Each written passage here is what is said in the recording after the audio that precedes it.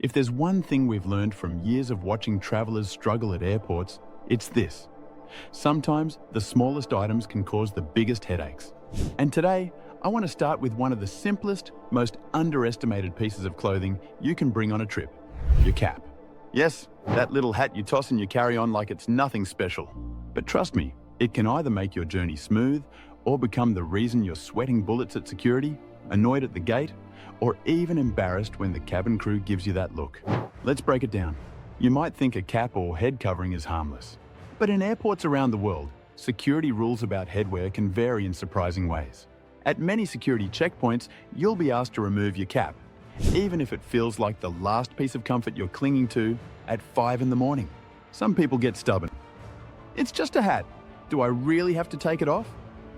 But that tiny protest can snowball into delays, extra bag checks, or even missing your flight because you argued over your favorite baseball cap. And here's the kicker. The rules might seem inconsistent at first glance, but there's actually a logic behind them. At the airport, security checkpoints almost always require you to remove casual headgear, like baseball caps, flat caps, or beanies, before walking through the scanner. The reason is simple. Officers need to make sure you're not concealing anything underneath. Even something as small as a folded piece of paper or a razor blade could technically be hidden in the lining of a hat. And aviation security is built around eliminating all possible risks. Religious or medical head coverings, like turbans, hijabs, or bandanas worn for health reasons, are usually treated with greater sensitivity. Officers may still request an inspection, but this is often done privately and with respect, so you never have to feel exposed in public.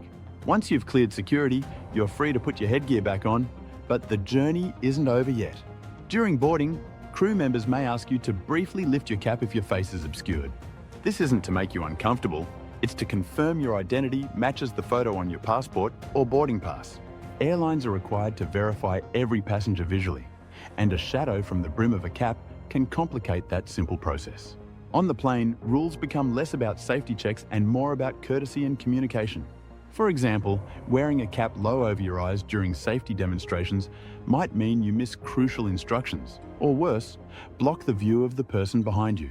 Flight attendants do sometimes remind passengers to adjust their headwear during announcements, because the bill of your cap can literally block the tiny TV screen or safety card behind you.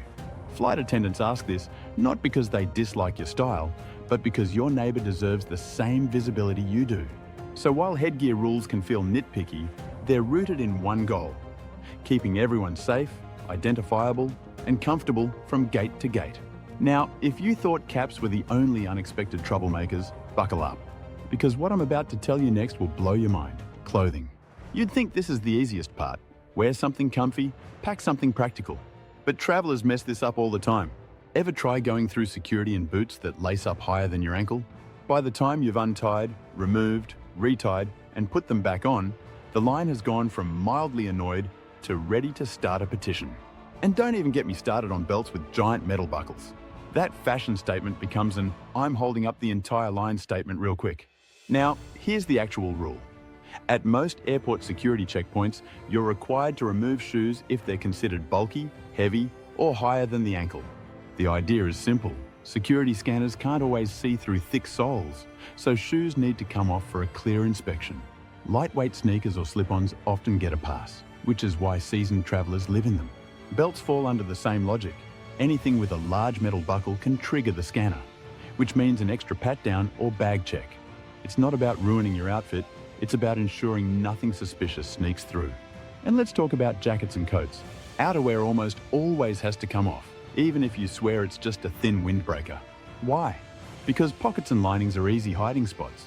Scarves too, especially oversized ones, may be inspected because technically you could wrap small prohibited items inside. Again, it's not personal. The system is designed to assume anyone could be carrying something unsafe, so the rules apply equally. The less complicated your clothing, the faster you breeze through the line. Think of it this way. Your outfit isn't just about comfort, it's part of your boarding strategy. Let's talk liquids. Everyone thinks they know the rules. No more than 100 milliliters per container, all placed neatly in a transparent resealable bag. Simple, right? And yet, Every single day, someone tries to argue with the security officer about why their 300 milliliter bottle of fancy organic shampoo should be allowed. Spoiler, it won't be.